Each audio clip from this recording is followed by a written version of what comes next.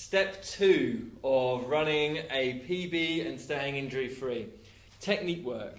Now, when you're running, your brain is sending loads of messages to your body to say, do this, do this, do this, do this. And you think, when you're running, you're using pretty much every muscle in your body at the same time at some point. So, in order to be able to run and move well, especially when you run a little bit quicker, you need to be a little bit more coordinated. Not that I'm saying you're out there's not coordinated at all, but running is a coordination drill. So the more coordinated you are, the more you'll be able to control your limbs, the faster you will be able to run.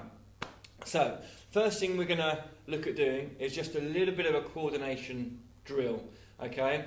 And all you're going to do is literally left leg up, right arm forward, left leg up, right arm forwards. That sounds quite straightforward because you do that every day when you're just walking about, but sometimes when you just try and stop and think about it, you can end up doing this and looking a bit funny, okay? So we're just going to go straight through like this to start off with, just so your brain is starting to engage what's happening and you're getting the opposite arm working at the same time as the opposite leg comes up, okay? So that's just something just to go through initially, just to get your brain fired up, start sending the right messages down to your body. So once you've done that a few times on the spot and you know that your arms are working with your legs, what we can do now, we can move on and we can take that into what we call a walking high knee drill.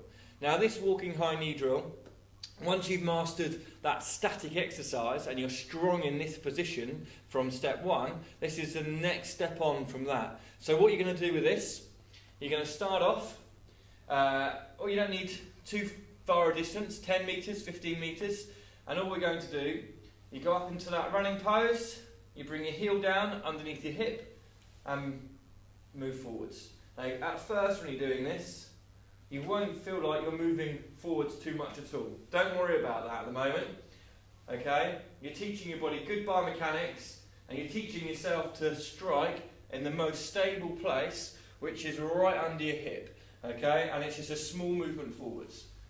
Small movement forwards like this, okay?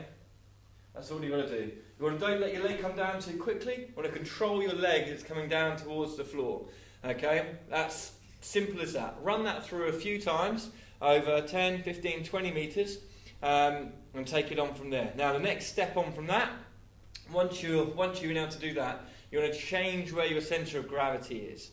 And by doing, all you need to do that is either walk along with your arms up in the air, which just challenges your balance and stability even more, gets your core kicking through a little bit more as well, or hands on your shoulders, one hand on your stomach, one hand on your back, and then swap that round, and then back into normal arms. So, arms above the head for about 5 metres, hands on your shoulders for 5 metres, one hand on your stomach, one hand on your back for 5, one hand, swap it round for 5, and then back into the normal arm movement again. Okay? So, you run that through. It's all based around that walking high knee drill and moving yourself forwards. Now, what you want to be able to do eventually is when you do that walking high knee drill, see I'm going up onto my toe and I'm pushing myself forwards, okay? So it's a nice drive forwards, drive forwards, drive forwards. But as you're driving yourself forwards with your back leg, what you don't want to do is end up overstriding, okay? So the idea is you've got to control that momentum, like we've talked about. You've got to be aware of what your limbs are doing and when, so that you dictate when your leg comes down towards the floor. So, you can see I'm driving forwards, but yet I still stay up nice and tall. There's no collapse there.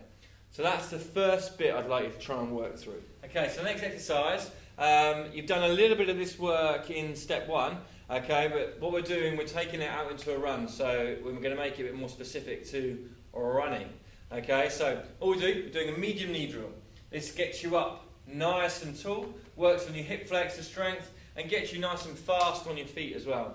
So what we're doing with the medium knee drill, you're a bit more on your forefoot to start off with, so kind of mid to forefoot, so your heel's not coming down. And all we're doing is slowly but surely moving forward, staying up nice and tall with the drill. And what I would do, I would mark out about 10 metres and see how many steps you can get in 10 metres. So you're doing the opposite of what you're doing with the skip drill. Why are you doing that, you ask? Well, I'll tell you why. Because that will show that your body is controlling the momentum that you're putting down onto the floor. It also gets your heart rate a bit more elevated and works your hip flexors and into your core more. Okay? Otherwise, you end up just doing this. And that's not where you want to be at. Okay? You want to be nice and controlled, nice and quick, getting the feet off of the floor. Okay? And then the more momentum you can gather in doing that, the harder it is then to stay up tall and run forwards. So, I would recommend to start off with when you do it, just start off nice and controlled, and then take it forward into a run. Okay, so it's nice and easy, nice and controlled. Keep that nice high knee lift in for the first 5 to 10 metres. Let the knee lift come down. You should have a nice bit of momentum to take you forwards. Bring that heel toe action in, and then just start floating off over the floor and feeling like you're flying through the air, basically. That's the kind of end effect that you want.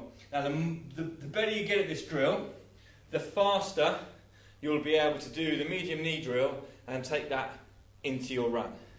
Okay, so once again, do the medium knee drill to start off with over about a 10 metre period, and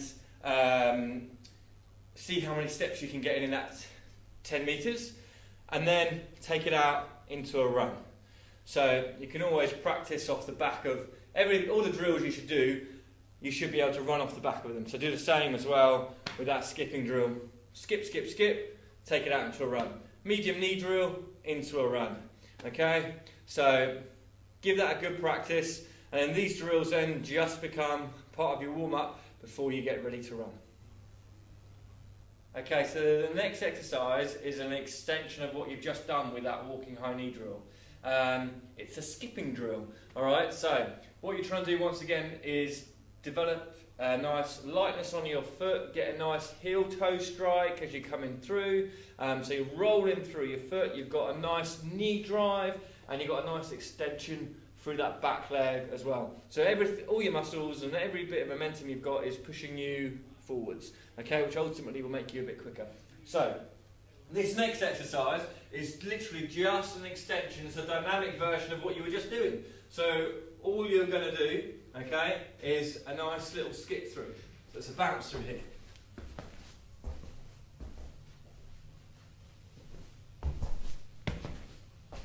Okay, so you can start off really, really small with it.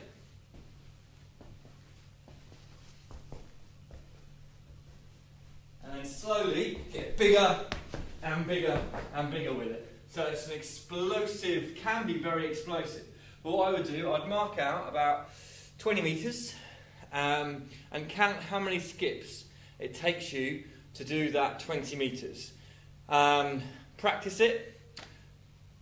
Use that 20 metres patch and see if you can do it in 12 skips, for example. See if you can improve that. Now, you should be able to improve it very quickly just through a bit of muscle memory, just through the fact that you've done it already. So count how many skips it takes to do your first 20 metre slot and then do it again. So I'm going to give you a couple of tips of how you can improve that quite quickly. Tip number one is use your arms. A powerful drive through the arms, and that will propel you forwards.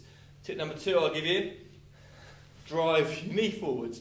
With a powerful knee drive and powerful arm drive, gives you that much more momentum to drive you forwards. And the last one we'll do is spend as little time on the floor as you can.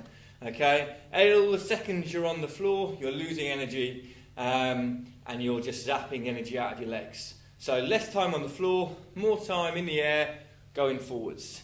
Enjoy your skipping.